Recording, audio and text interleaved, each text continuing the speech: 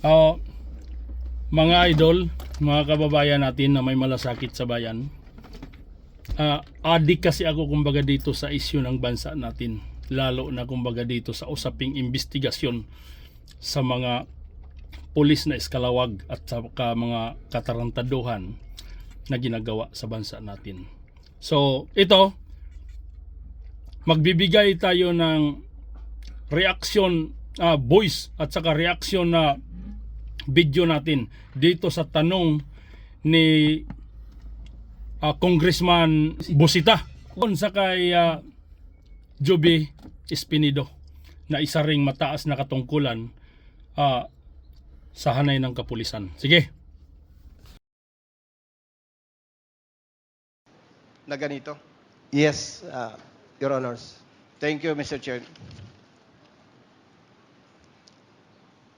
Referring to your affidavit, paragraph 34, page 6, nabanggit po ninyo na from my experience, I can say that the PNP is the biggest crime group in this country. Tama ba, Mr. Chair? Yes, Your Honors, but I made repeatedly explain and expound last Quad Committee hearing, Your Honors. Yes. Ano ang nagtulak sa'yo para sabihin to? Your Honors, I have supposedly reply for the controversial issue last hearing, but that is your question. I'm not yet read my reply, Your Honors, but to tell you, I can say that because of also my experience. Yes, And- thank you, Mr. Chair. Colonel Espinido, Mr. Chair,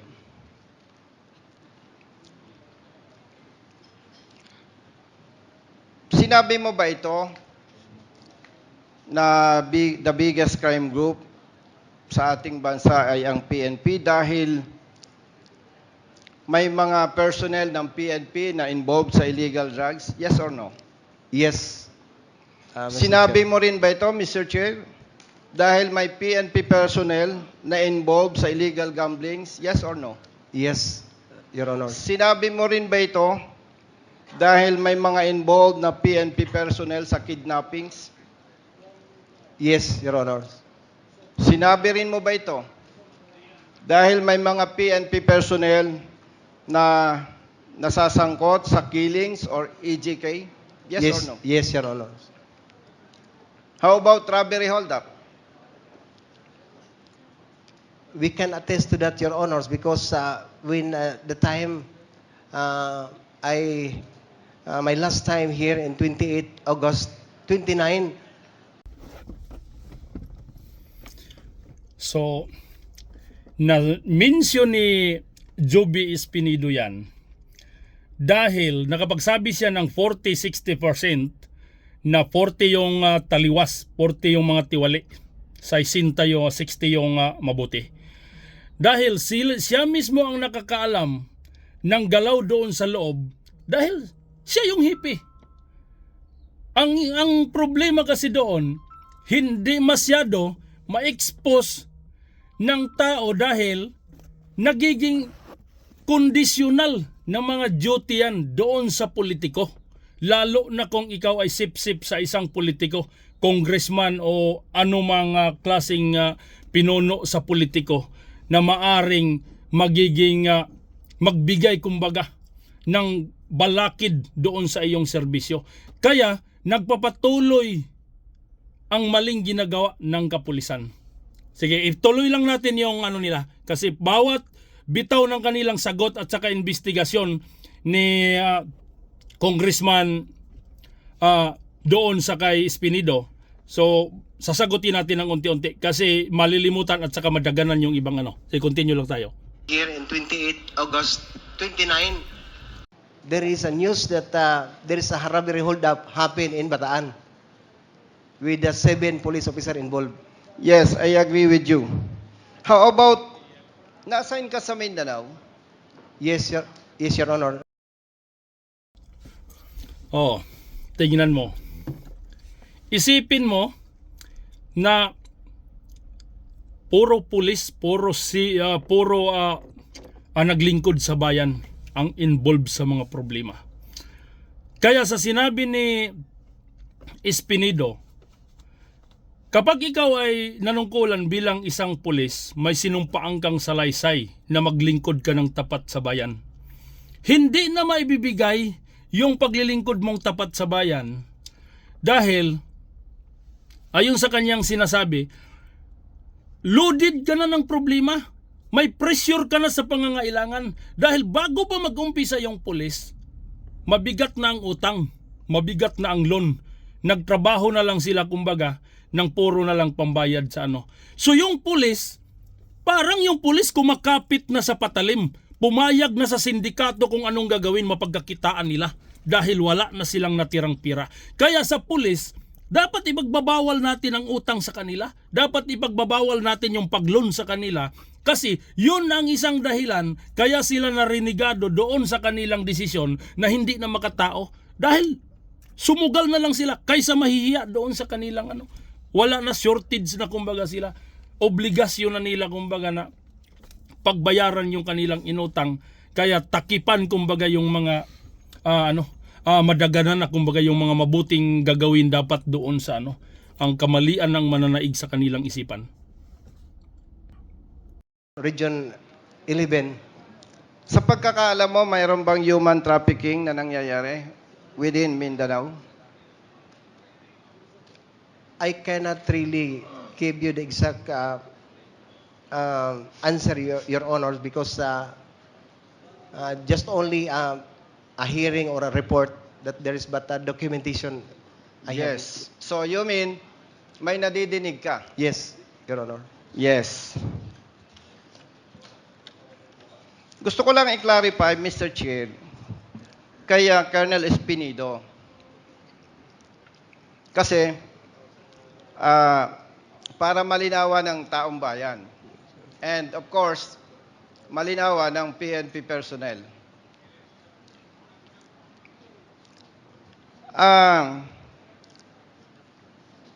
Kung pagbabasihan ko yung ating conversation, this hearing, tama bang sabihin na may mga personnel sa PNP na kriminal? Yes. Yes, Your Honor. Okay. Pero, hindi lahat ng personnel sa PNP ay kriminal. Yes, Your Honor. In terms of percentage, malaking porsyento ng PNP personnel ang kriminal o hindi? 60-40, Your Honor. Ano ang 60%? 60 ang mabait, 40 ang masama. Oh.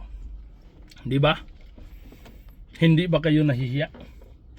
Diyan sa sinasabi ni Espinido na 60-40, yung 60-40 na yan, sus, nako, satanas ang 40 dyan. 60 kumbaga yung matino dyan. Halos maghati na. Kung isipin mo, napakadelikado ng mga tao yung 40 na yan dahil demonyo yan. Tapos, yung problema, wala dyan sa mga tao, wala dyan sa ordinaryong mga mamamayan, kundi andun sa namumuno. Kasi nagiging rebelde ang mga ordinaryong tao dahil doon sa tiwaling 40 na yan. Nagiging rebelde yan sila, kumbaga, lumalaban doon sa kapulisan dahil baluktot yan eh. Kaya, kung ayusin nyo yung gusto nyong maayos ang ano ng taong bayan, gusto nyong mapapasunod ang taong bayan, kayo muna, mga people in uniform, ang magpapatino sa sarili ninyo bago nyo mapapatino ang taong bayan at hindi magre-rebelde doon sa inyo. Kayo ang pasimuno ng problema, hindi doon sa taong bayan. Ngayon, tuloy lang natin na pakinggan yung ano, para makahanap tayo ng mabuting ano, sagot. I agree with you na may mga involved, pero hindi ako agree sa'yo na 60-40. Sorry. Yes. Meron ka ba, Colonel Espinido, na siyempre, pagkita mo yung problema, especially you, more than 20 years sa PNP. Nakikita mo yung problema, di ba? Okay. Meron ka bang idea para ma-resolve or ma-address ito na kung saan sinasabi mo na maraming kriminal sa loob ng PNP? We have, Your Honors. Pwede po ba, Mr. Chair, madinig kung ano yung mga idea ni Colonel Espinido na pwedeng gawin ng PNP to address this problem? Mr. Chair? Your Honor, number one, we must stick to the core values of the PNP. Dapat ang pulis. It refers to four aims. Makadiyos, God-fearing, makakalikasan, makatao at makabansa. Remember, Your Honors, when I applied for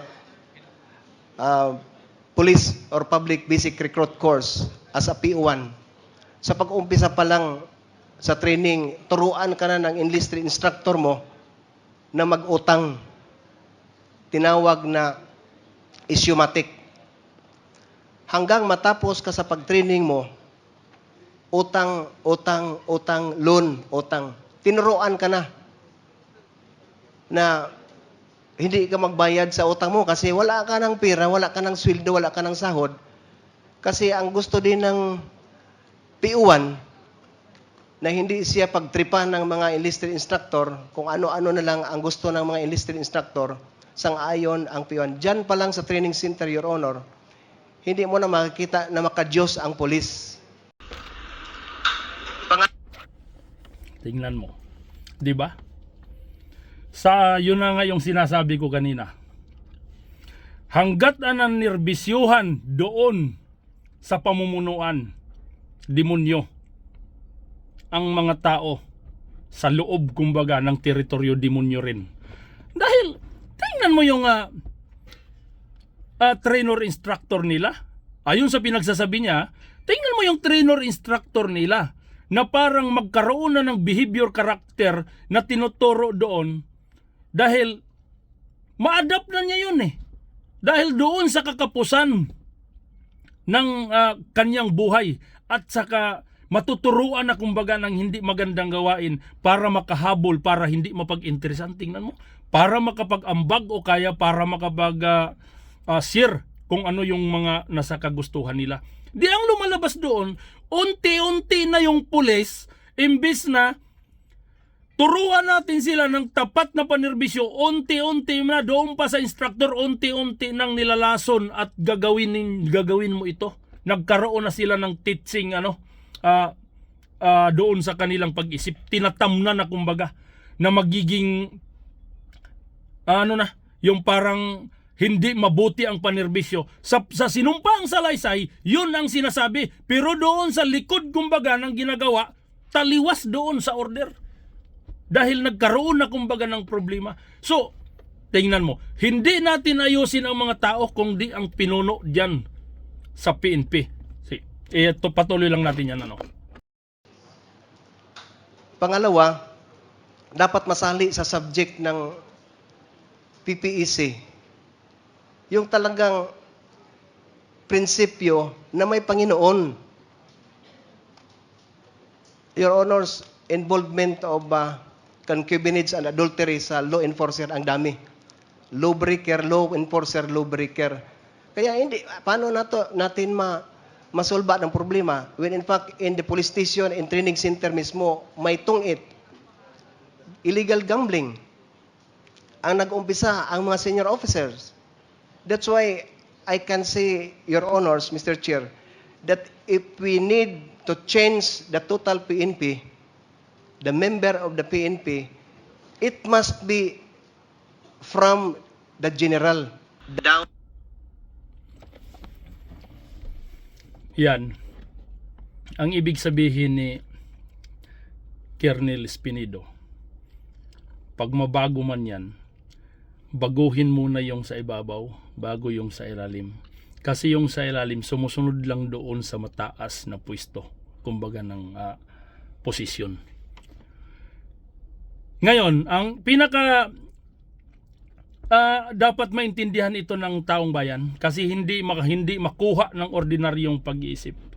Sa ganitong uri ng sistema kasi ng behavior at saka na maging gawain ng mga kapulisan, nakabase ito kumbaga sa isang kondisyonal na panerbisyo at saka yung kagustuhan ng politiko. Kasi kung itong mga PNP, itong pulis, hindi mabigyan kumbaga ng mga kondisyones doon sa politiko at saka doon sa mayaman o anumang posisyon doon na maaring makapagbabago sa kanilang sinumpaan at mabago ang tapat na kanilang panirebisyo doon sa katarantaduhan para ma-convert doon sa kamalian.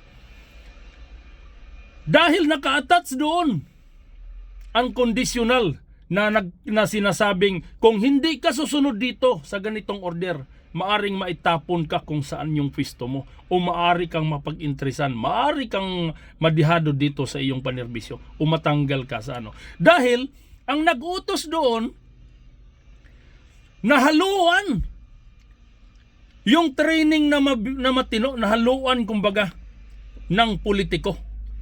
Nagkaroon ng interes yung bawat isa.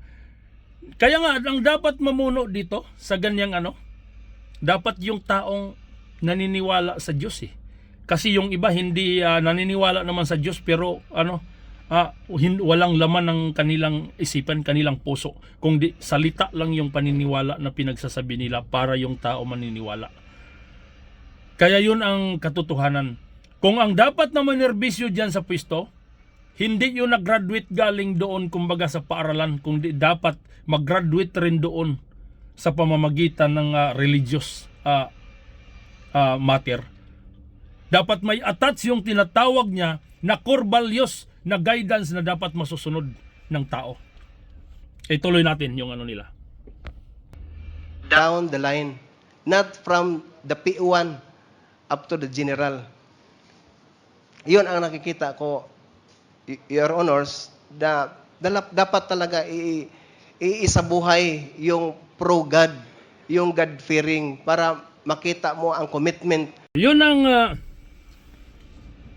ibig sabihin nun.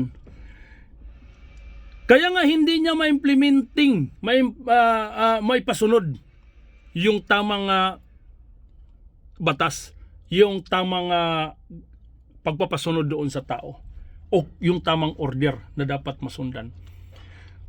Dahil hindi siya takot sa Diyos eh. Ang kinakatakutan niya yung politiko, yung hindi politiko o kaya yung amo niya o kaya yung higher position nila na namumuno sa kanila katulad yung colonel o kaya kung yung general na nabili rin kumbaga yung prinsipyo ng politiko. Kaya kapag yung general nabili yung prinsipyo ng isang politiko at nabayaran ng salapi, yung desisyon na yan galing sa general, magdadaw na yan doon hanggat pababa. Kasi ipapasunod na ng general yung prinsipyo na yun hanggang doon sa mga mababang uri ng pulis na yun ang sundan nila.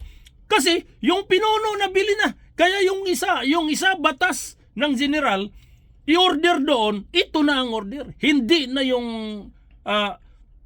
normal na kumbaga yun ang dapat sundan natin na totoong batas. Hindi na. Kumbaga kagustuhan na yun kumbaga nila dahil may sabuatan sila doon. Sige, tuloy natin. Your Honors. Mr. Chair, yung nabanggit ni Colonel Espinido, the first two for core values ng PNP, which is makadiyos at makatao, balikan ko lang yung nabanggit mo na kung ayaw ng Chief PNP ang illegal drugs, walang illegal drugs. Kung ayaw ng Chief PNP ang illegal gamblings, walang illegal gamblings. Yes, Your Honor. Tanong, may idea ka pa ba kung itong makadiyos at makatao ay sabi-sabi lamang? Is there any option para ma-address yung problema? Number one, Your Honors, yung personal commitment mo sa trabaho, mahalin mo yung trabaho, at saka sundin mo yung utos ng Panginoon because we all all know that the laws of the land is refer to the Ten Commandments, the law of God. So, kung isasabuhay mo yung batas na yon, magsasabi tayo na totoo kang nagtrabaho na may Panginoon kasi hindi ka takot at saka alam mo kung anong batas na ipapairal o i-implement mo, enforce mo kasi yun na sinasabuhay mo yung training mo, you love your training, you love your organization because you love first your God, your honor. Are you aware, Colonel Espinido? O, tingnan. Di ba? Ganun ang punto rito. Yung tanong ni Colonel Busita na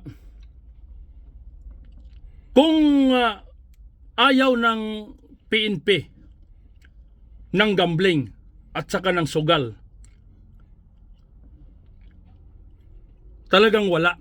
Pero kung hindi sila susunod doon sa batas dahil nangingibabaw na sa kanila ang kondisyonal na mga usapin, hindi talaga mapupuksa. Kasi ganito yon. Kung ayaw talaga ng PNP na walang droga, wala mang droga. At saka kung ano yung hanay ng mga kapulisan, wala mang droga. Kasi kung nakita na may droga na ano dyan, naispatan nila kung saan nagkaroon ng galing ng leaking, nagkaroon ng galing ng pinagmulan ng droga, malulusaw ang droga. Alam niyo kung bakit? Bakit hindi malulusaw ang droga? Operasyonan mo yan. Hanapin mo kung saan yung puno yan. Pag makita mo na andun yung sources ng droga, hulihin yan. Kahit sabihin natin, kasi kung ako, patayin ko na yon. Hulihin. Kasi andyan sa due process. Huwag na bigyan ng mataas na parusa, dapat na hindi na makakagawa ng droga. Kung hindi man patayin, ikulong. Walang piyansa. Pero bakit nakakagawa ng droga pa rin? Kasi ang PNP nababayaran na para yung negosyo nila tuloy-tuloy, at ang PNP nagiging kasabwat ng negosyante ng droga dahil malaya magnegosyo ang droga doon sa area kung saan man yung mga lusutan, saan man yung checkpoint, ini-escort pa ng PNP. Kaya yung droga lumaganap. Kasi imbes na hulihin, escortan man tuloy na para lulusot, para madala doon sa area kung saan yung distribution area ng saang lupalop ng Pilipinas, para yung negosyo lumaganap. Di ba? Eh kung hinuli yon, kung yung pinagmulan pinutol na, kung tapat yung PNP na nagserbisyo dyan, yung police na nagserbisyo dyan, yung general o kung sino man yung ungas na naka-in-charge dyan sa desisyon, na solid yung kanyang desisyon na hindi pwedeng bayaran ng salapi yung kanyang prinsipyo, yung droga hindi makakalusot yan. Kasi hulihin niya yun eh. Hindi kayang bayaran ng businessman ng droga yung kanyang prinsipyo, yung kanyang puso. Ibig sabihin, may droga pa ba natatagal? Wala nang droga. Kasi hindi nababayaran. Tingnan mo, ito nga mga nahuli na droga. Nahuli na droga. Pinakita na nahuli. Ilang kilo yung nasabat doon sa report. Ang laki, milyon-milyon ang halaga nakita. Hinuli. Pero tingnan mo, wala man tayong nakita na sinira. Ang ibig sabihin ko, yung sinira na hindi na magagamit, hindi maibibinta. Kaya pinakita sa media na yan nahuli. Pero hindi pinakita kung paano nila binuhos doon sa tae na hindi na magagamit ng tao. Yung ibusay ni Doro, yung ihalo doon sa putik, yung wala nang silbi ba? Pero ano ang nangyayari? Bininta uli sa likod na daanan. Pinakita dito sa entrada na ito may nahuli kaming droga. Pero pagkatapos, pagpatay na ang kamera, nilabas uli ang droga. Bininta uli. Tanong, sinong naglabas ng droga? Pulis at saka PNP. Nako. So, sabihin ko sa iyo mga pulis, mga PNP, sa 40% ayon sa sinasabi ni Colonel Busita. Hindi na lang kumbaga doon sa 100%. Kapag ikaw na part ka ng 40%, ako na magsasabi, potang inang animal ka. Ikaw ang taong tarantado, ikaw ang tiwali, ikaw ang satanas, ang demonyo dito. Kaya kung part ka ng 60, maririnig mo ito pero hindi ka tatamaan. Pag part ka ng 40, disgrasya kang animal ka. Yes, Your Honor. Gusto mo bang sabihin na parang kulang yung kanilang trabaho? Yes. Ang laking kulang, Your Honors, when in fact I have a picture, document in my chapel of Region 8, Police Regional Office 8. Makikita mo, Your Honors, ang kaibahan. Ang 10 Commandments na sa Exodus chapter 20, verse 3 to 17, iniba na. Iniba na ang 10 Commandments na nilagay sa harap ng chapel. So, doon pa, lawbreaker na ang pulis. But iniba na ang 10 Commandments na binigay ng Panginoon sa Exodus 20, 3 to 17. Specific yon from 1 to 4, love your God. From 5 to 10, love your neighbor as you love yourself. So doon nag-umpisa na. Nasa loob pa, may violation na, disobedient of the law. Ang kapulisan natin. Sa Pro 8, Your Honor, I can see to that. Tingnan mo. Napakaganda talaga kung ang nanerbisyo, kung ang pinuno at saka ang mga kapulisan, kung may gininto ang puso ang kanilang panerbisyo. Yung tinatawag ba na serbisyo nila sa bansa, pagmamahal nila sa tao. Di ba? Pero ang isang problema, hindi. Kabaliktaran. Itong si Espinido, kahit hindi ba natin maintindihan, maramdaman natin kung ano yung dahil ito lang yung hippie, ito lang yung chip na nakabase doon sa Biblia ang kanyang mga sagot. Nakabase doon sa bersikulo ng Biblia na mayroon siyang mga title na dapat magasunod itong roles na to. Nag-match up doon sa order ng Ang problema, wala itong ibang mga pulis, ignorante ito. Dahil ito na kasi kumbaga yung iniimplementa ng mga pinuno. So ang problema nito, ang pinuno ang dapat natin at turuan ng yung turuan ng parang part na magkaroon siya kumbaga ng religious subject para maturuan siya magmahal ng kapwa, maturuan siya ng totoong prinsipyo na hindi mabibili ng pira kahit kailanman. Tuloy lang natin Going back. So dapat tama ang ilalagay na PNP. Yes, Your Honor. Okay, to proceed, Mr. Chair. In your previous assignments, naniniwala ka ba, Colonel Espinido, na kung bakit sinasabing maraming biktima sa EJK is dahil sa quota system ng PNP? Sa accomplishment? Siguro, Your Honor. Dagdag pa dito yung reward system? Siguro, Your Honor. Would you believe also na yung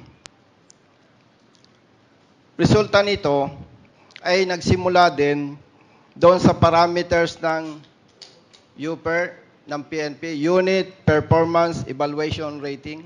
Yes, Your Honor. Na kung saan ang itinuturing ng PNP na the best units, the best officers, yung maraming operational accomplishments at hindi yung peace and order situation sa respective area of responsibility nila. Tama po ba? Yes, Your Honor. Lilinawin ko lang, base sa performance evaluation rating na pinipatupad ng PNP, mas binibigyan nila ng importance yung maraming accomplishments sa operations. Yes, Your Honor. Hindi yung peace and order situation sa kanilang respective area of responsibility. Tama? Big yes, Your Honor.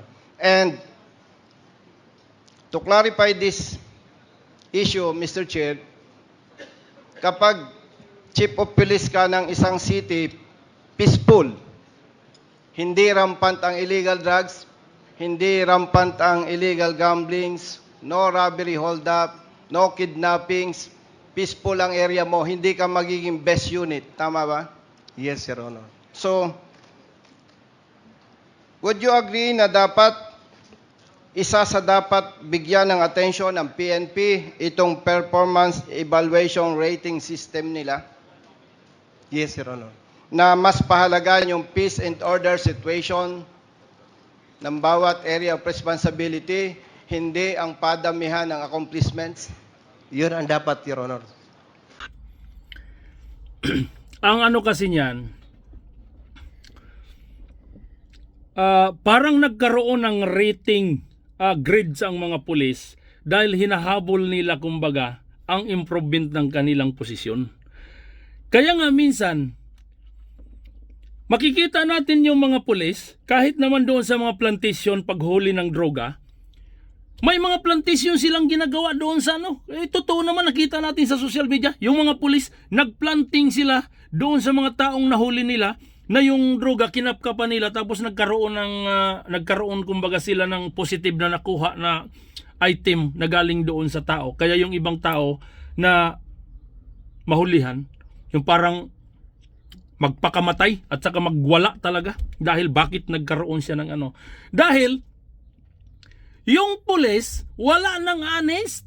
Ang inaano niya roon na mag-improve yung kanyang posisyon dahil doon pinagbabasihan yung rating na yon kung sino yung makakuha at saka maraming operasyon na nai-submit doon sa boss doon sa opisina, maraming report na maganda sa kanyang sarili dahil active siya doon sa operasyon, marami siyang na-captured. Yun ang nabibigyan ng ano. Pero okay sana yun kung puro totoo. Ang problema, nagiging rampa at saka contest ito sa kanilang risk, kumbaga ng kanilang position na makahabol siya doon sa report na magkaroon siya kumbaga ng record na siya yung magaling at saka siya yung sa pamamagitan ng kasinungalingan. Kasi plantation niya di ba? Kung may pusong Diyos yung kanyang panerbisyo, hindi niya magagawa yung ganyan. At saka maayos ang buhay ng kasi hindi magulo. More than 20 years ka sa service. Would you agree that there are officers na may tinatawag na players Yes, Your Honor. para gumawa ng accomplishment? Yes, Your Honor. Yes. Thank you, Mr. Chair. PNP Drug Enforcement Group. In your own opinion, nung ginawa ba ito, nakatulong sa anti-illegal drugs operation ng PNP o nagpalala? Palala, Your Honor, sa akin. Would you agree na kaya nagpalala mismong doon sa organization, sila na yung nakipaglaro sa illegal drugs? Yes or no? Yes, Your Honor. Dahil sila ay merong authority, tama? Yes, Your Honor. May personnel, Yes, Your Honor. may intelligence, Yes, Your Honor. may operational capability, Yes, Your Honor. may logistics, Yes, Your Honor. may community engagement. Yes, Your Honor. Tama ba? Yes, Your Honor. Yun. Hindi naman lahat, kaya 60-40 pa rin. Ito yung nagpalala dahil yun yung nabayaran, yun yung kasabwat sa negosyo. At saka, kung hindi pinalusot yun, hindi sana lumala. Ang problema nakalusot ang droga. At saka nababayaran. At saka magiging kasabwat. At saka isa pa, baka ito pa yung owner ng negosyo, ng droga. Kaya yung ibang mga pulis, na mga junior police, na mga utusan, minsan napapahamak sa kamalian dahil sumusunod doon sa order ng nakataas sa kanya. Yung nakakataas sa kanya, ang pagkatao nun, demonyo. Siya matino. Dahil ang iniisip niya, paano niya ma-exercise yung sarili niya, paano niya kumbaga may match up yung sarili niya na magka-team sila at saka yung kanyang amo at saka yung nagiging superior niya. So ibig sabihin makikibagay yung pulis ng mga baguhan. So sa umpisa pa lang, naturuan na yung pulis ng katarantaduhan. Kaya mamulatan niya hanggang magiging magkaroon siya ng gulang, tarantado na rin kasi nainggit na sa income ng yung superior niya, di ba? So yun ang isang problema. Dahil yung superior, demonyo, yung superior sanay sa malaking kita, hindi na kontento. Sino ba yung mga nag-escort ng droga, di ba mga pulis? Hindi naman yung mga politiko. Ang politiko umutos lang sa pulis, kaya pulis ang tarantado. Sige, tuloy tayo. Sumasangayon ka ba na dapat walang PIDEG sa PNP Yes, Your Honor. para huwag lumakas yung illegal drugs in our country? Yes, Your Honor. Sumasangayon ka ba, Colonel Espinido, na mas magiging maganda ang kampanya against illegal drugs kung merong composite group, personnel from AFP, NBI, BID, and PNP to support the PIDEA? Yes or no? Yes, Your Honor.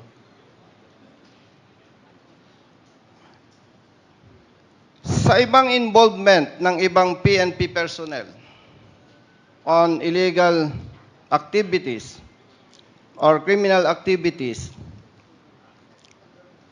naniniwala ka ba, Colonel Espinido, na mapapalakas ang kampanya against criminality kung mayroong composite group na titingin sa PNP? Yes or no? Yes, Your Honor. Kindly wrap up, Yes, Congressman Busio. Mr. Chair. Mr. Chair, naitanong ko lamang po ito kay Colonel Espinido kasi naniniwala po ako na talagang, to be honest with you, Colonel Espinido, every time na nakikita kitang nagpre-preach ka, nangangaral ka, may pagdududa ako sa iyo. Pero nung in-expose mo ito, humanga ako sa iyo, saludo ako sa iyo. Ang tapang mo. At naniniwala ako sa iyo, yung pananampalataya mo sa Panginoon nating Diyos ang nagtulak sa iyo para maging matapang. Yes or no? Yes, Your Honor. Congratulations, Colonel Espinido. Thank you. Praise the Lord. Mr. Chair, maraming salamat po. Di ba? Kaya wala na, useless na ang pamumuno ng mga mataas na inasahan ng mga taong bayan na sila ang magpapatuwid kasi sila mismo ang bumaluktot, kasi sila ang may problema. Kaya nga tingnan nyo, naalala nyo yung panahon ni Presidente Duterte. Tapos si Joby Espinido ang na-assign doon sa Mindanao. Siya yung nakahuli kay Paruhinog, di ba? Siya yung nakakahuli doon sa kay Paruhinog at namatay nga yan, diretsong Dahil si Espinido hindi kayang bayaran ng prinsipyo ng dami ng pira ni Paruhinog kasi siya buang negosyo eh. Hindi kaya siyang bayaran. Anong ginawa niya ngayon? Hinahunting niya si Paruhinog kasi walang takot si Espinido na huntingin si Paruhinog dahil ang kanyang dalang puso, ang kanyang dalang prinsipyo hindi doon sa kanyang hindi doon sa utos ng politiko, hindi doon sa utos ng general na nabayaran galing sa itaas, order down doon sa kanya. Wala, hindi niya sinundan yon. Kung di ang sinundan niya ang original na kanyang sinumpaang salaysay doon sa kanyang serbisyo. Kaya nga, lumaban siya na magdesisyon na ngayon, kaya magiging kalaban siya ng mayor o kaya congressman kung saan siya napwisto dahil hindi siya makuha pagdating doon sa kasabuatan Dahil ipananaig niya yung implementasyon na order kumbaga ng kaniyang sinumpain. In the book of Luke 3:14, Lucas 3:14, New International Version, I quote, "Then some soldiers asked him, 'And what should we do?' He replied, 'Don't extort money and don't accuse people falsely. Be content with your pay.'" In Tagalog translation, may mga sundalo ring nagtanong sa kanya, "Kami naman po, ano ang dapat naming gawin?" At sinagot niya sila, "Huwag kayong mangingikil sa mga tao at huwag kayong magpaparatang ng hindi totoo. Makontento kayo sa mga sahod ninyo." Magandang hapon po sa lahat. Nais ko pong linawin ang aking naging pahayag sa Quad Committee kung saan sinabi ko na ang PNP ang pinakamalaking sindikato ng krimen sa ating bansa. Dapat ipaliwanag ang pagkakaiba sa pagitan ng PNP bilang isang institusyon at ng mga eskalawag sa loob ng PNP. I repeatedly expound in my last Quad Committee hearing. Mahal ko ang PNP. I love the PNP organization na aking pinagsilbihan sa loob ng 28 taon, 28 years. Kaya't nagpakasakripisyo ako. Ang aking serbisyo sa organisasyon ay ang kabuhayan ng aking pamilya. Humingi ako ng paumanhin kung ang aking pahayag noong ika-28 ng August 2024 ay nagdulot ng kontrobersiya dahil sa maling interpretasyon. Ang layunin ko sa pagtistigo sa harap ng Kongreso ay hindi upang ilagay sa kahihiyan ang organisasyon, kundi ipaalala sa mga nagsisilbi, mga opisyal at mga hindi opisyal ang kanilang sinumpaang tungkulin na maglingkod ng may sigasig, dignidad at integridad. Humingi din ako ng paumanhin sa mga opisyal na nagsilbi ng may sigasig at pagmamahal sa mga retiradong empleyado ng PNP na nagkaroon ng lakas ng loob na magsalita para sa tama at sa kanilang mga pamilya. Nais kong bigyang diin na hindi ko kailanman intensyon na magduda o magdulot ng pinsala sa dangal ng Philippine National Police. Bilang isang organisasyon, lalo na't ako'y nagsisikap na mamuhay ayon sa mga marangal na prinsipyo na kanilang kinakatawan. Hindi niya pinapahiya yung mga pulis. Hindi niya pinapahiya yung mga namumuno natin diyan sa mga kapulisan natin. Yung tagapagtugis sa mga taong tiwali. Sinasabi lang niya yon dahil yun talaga ang kanyang nakikita. Ibig sabihin, puno na tayo kumbaga sa demonyo dyan sa loob. Kaya yun muna ang dapat natin ayusin bago ayusin yung ibang tao. Kasi sa kanila nanggaling ang problema. Diba? Kasi hanggat hindi malilinis yang dyan, hindi titino at saka hindi magiging pantay ang treating ng bawat isa. Andun talaga yung lamangan. Dahil ang ibang ang namumuno dyan, yun kasi ang nagiging pinagkakitaan na nila. Kaya ipaglalaban na nila na hindi na yan maputol sa kanila kasi magbabago na yung kikitain nila. Tuloy lang tayo. Ayon sa aking paglilinaw, sa panahon ng aking pagtistigo sa nasabing pagdinig, ang tinutukoy ko ay ang mga kasapi nito na nag-abuso sa kanilang autoridad at impluwensya sa anyo ng papapatupad ng batas na nagbibigay daan sa patuloy na paglaganap ng droga sa bansa na humahadlang sa pag-unlad ng ating bansa at sumisira sa tiwala ng publiko sa atin, mga nakasuot ng uniforme. Tingnan nyo. Diba? Sa palagay nyo ba, may droga ba na magkalat sa Pilipinas kung hindi dahil sa mga pulis? Hindi na magkakalat yun eh. Kasi wala nang, sa umpisa pa lang mahuli na, wala nang lulusot agad eh. Ang problema, pinalusot eh. Ang problema, nababayaran. Kaya, para na lang buang tayo mga ordinaryong mga tao, bayad ng bayad tayo, pasahod ng pasahod sa mga pulis, kahit mag-hire pa yan, lahat kahit kalahating Pilipino sa Pilipinas ang gawin nating pulis. Hindi pa rin masisitol ang problema. Kasi lalong dumami kumbaga ang tarantado. Lalong lumala ang problema. Ang implementa natin yung katinuan lang. Hindi natin kailangan yung paramihan. Tuloy natin ha. Ng buong katapatan, hindi ko layunin akusahan ang mismong institusyon bilang isang sindikato, kundi ang mga aktibong miyembro nito na pinili ang ilagay ang institusyon sa masamang liwanag. Sila ang kumikita sa pamamagitan ng pagprotekta sa interes ng mga kriminal, imbis na ipagtanggol at protektahan ang bansa at ang ating mamamayan na dapat nating paglingkuran at protektahan.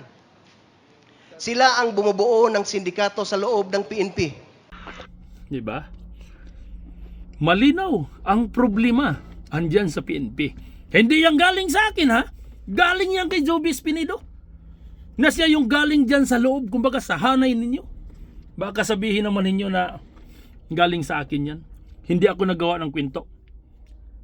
Pinapakinggan ko lang yung kanyang salaysay. Doon ako kumukuha ng base. Kasi siya yung nakakalam. Ba't nyo ako sabihin masamang tao ako dahil pinagbintangan kayo ng mga animal kayo? Hindi.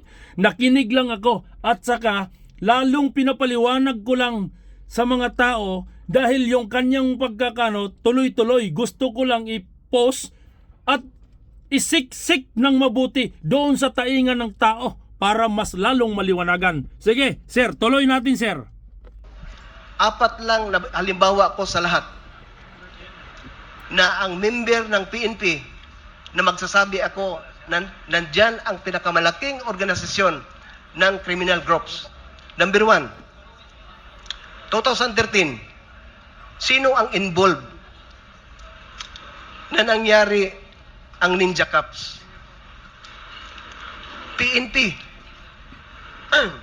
Evidently, PNP itself is the one. Kung natandaan natin yan, ang Ninja Cups, saan yun galing? Pangalawa, yung Korean businessman na kinidnap, pinatay sa loob ng Kampo Krami. Sino naman ang involved? That is PNP EIDG, Anti-Illegal Drugs Group. Member ng PNP, sabihan ko na lang member ng PNP kasi allergy ang PNP kung hindi natin nilagyan ng PNP members. Pangatlo, yung covered up 6.7 million. Sino ang involved? Ang PNP pidig na naman member.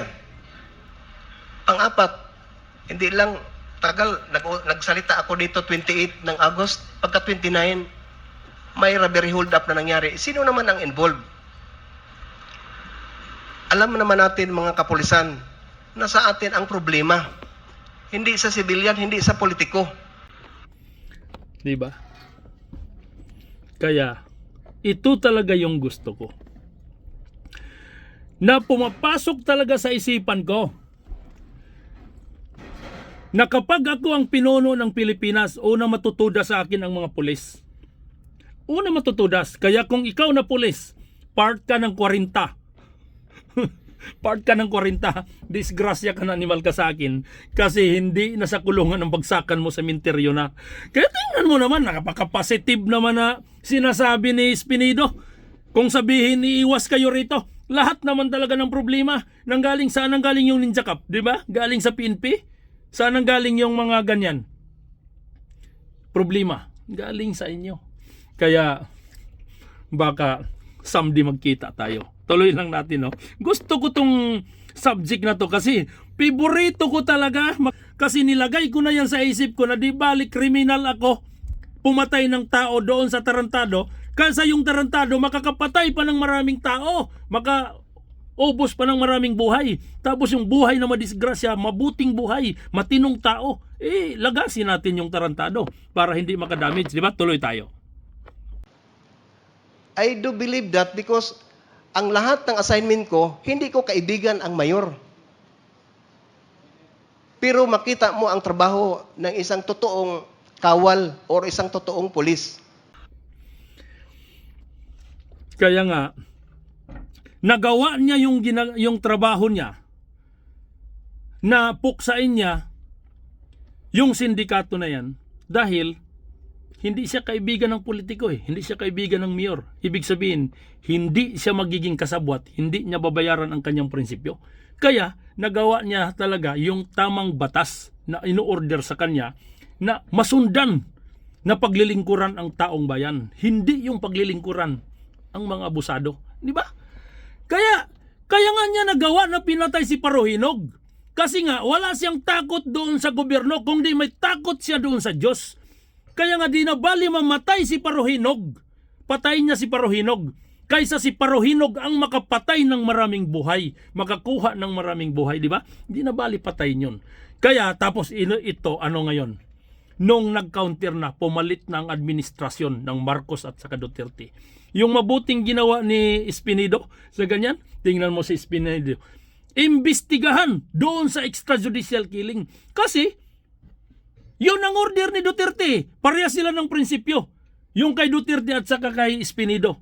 Sinundan naman ni Espinido yung order ni Duterte. Yun ang tama. Ang problema sa mata ng politikong kasunod na nanungkulan ngayon sa Pilipinas. Mali! Sinusuportahan rin ng mga ibang departamento na mga hindi rin matino at saka nabayaran rin mga sip-sip doon sa dahil na politiko rin. Kaya mali, wala nang matino tayo ngayon dito. Kaya rebuildi ang mga tao rito. Puro na mali. O anong nangyayari ngayon? Si Joby Espinido nagkaroon ng investigasyon dahil extrajudicial killing. Tingnan mo yung investigasyon ni Akop.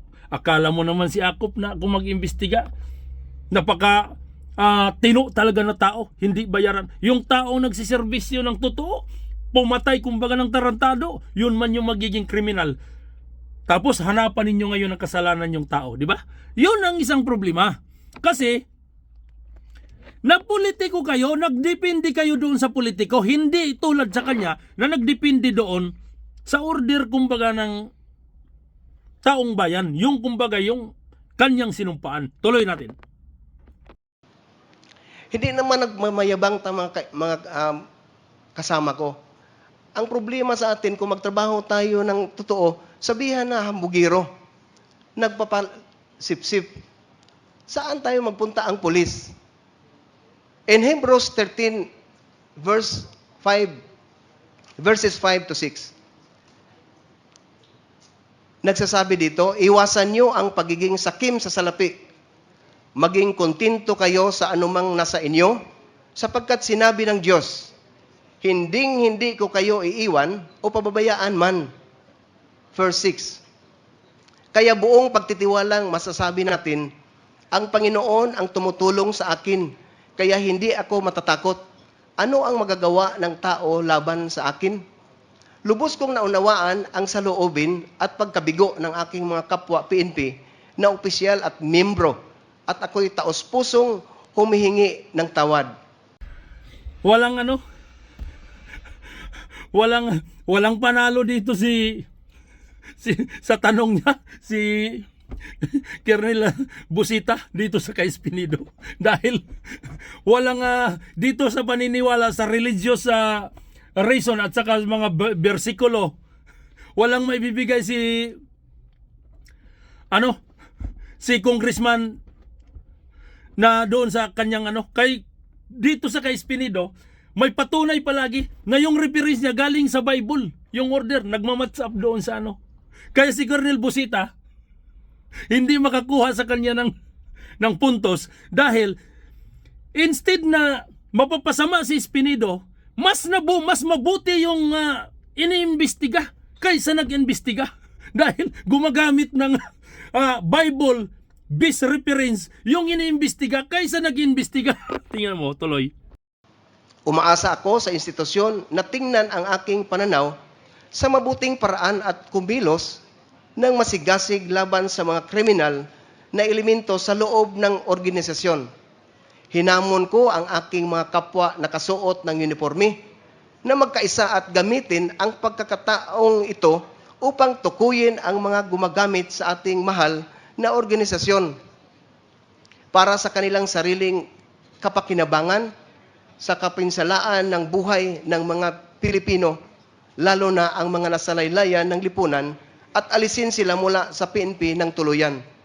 Ilang linggo na lang bago ang aking pagreretiro, sa kalooban ng Diyos, if God's will, ako'y nanalangin na maalala bilang pinakamalaking tagapag-ambag sa pagbabago, pag-alis ng mansa sa imahe, at sa pagbabalik ng kaluwalhatian at dangal ng PNP.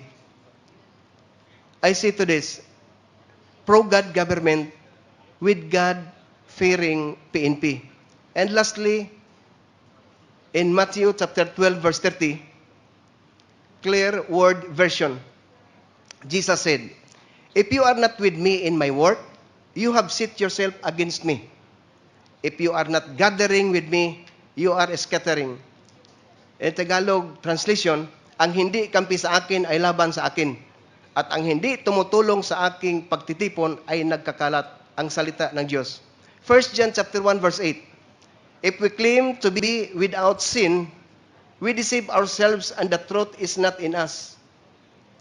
Kung sinasabi natin na wala tayong kasalanan, dinadaya natin ang ating sarili at wala sa atin ang katotohanan.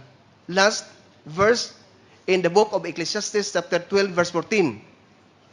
God is going to judge everything we do, whether good or bad, even things done in secret. Thank you and good afternoon, Your Honors, Mr. Chair. To God be all the glory. Ito yung uri ng prinsipyo.